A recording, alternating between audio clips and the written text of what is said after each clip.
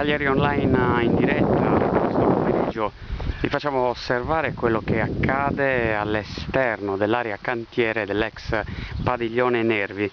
Potete verificare anche quel cancello chiuso con lucchetto e catene, ma qua, come potete osservare, è stato praticato già da tempo.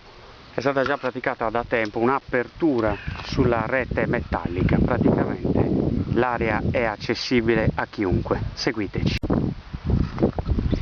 Con grande facilità, come potete osservare, abbiamo descritto anche il foro che è stato, l'apertura che è stata naturalmente fatta qua sulla recinzione ormai arrugginita.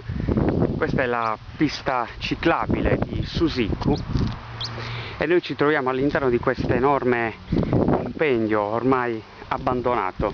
È stato definito da più parti uno spettrale biglietto da visita di una città che muore, l'ex padiglione Nervi, l'ennesima incompiuta. Il suo destino ancora appare appeso a un filo praticamente. Adesso andiamo a vedere che cosa c'è all'interno di questa grande struttura. L'enorme edificio era stato realizzato, costruito negli anni 50 come magazzino del sale, poi abbandonato nel 1985 in seguito proprio alla chiusura dei cicli produttivi delle saline. Stiamo ancora percorrendo questo tratto che poi conduce all'interno di questo grande edificio. È stato eretto anche questo muro con dei mattoni, con dei blocchetti, proprio per impedire ai clochard, ai senza tetto, agli sbandati di accedere a questo grande silos. Adesso noi stiamo percorrendo quest'altro tratto, questo sentiero che ci conduce proprio, ecco, potete vedere, guardate quanto è realmente accessibile questa zona. Nonostante sia stato innalzato un muro di protezione, potete ancora vedere quello che c'è qui all'interno. Proseguiamo ancora il sopralluogo. E ancora i macchinari oramai in disuso. Potete osservare naturalmente anche lo stato dei luoghi. Ricordiamo che sono state diverse le ipotesi per un futuro utilizzo, ma nel corso degli anni, i crolli, i cedimenti della struttura hanno messo proprio a serio rischio l'intera area. Nel 2011 cominciano i lavori di recupero di questa mastodontica struttura, messa in sicurezza, che costò 1.325.000 euro. Naturalmente poi un concorso di idee per il futuro utilizzo. Nel 2013, leggiamo anche sul sito urbancenter.it,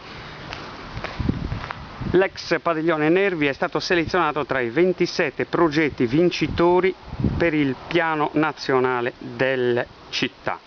Comuni di Cagliari, autorità portuale, ANCE, costruttori edili di Confindustria, Confcooperative, Lega Coop, Università di Cagliari hanno naturalmente anche avanzato e proposto un progetto totale per il recupero di tutta la zona, anche con il dragaggio del canale di Terramaini.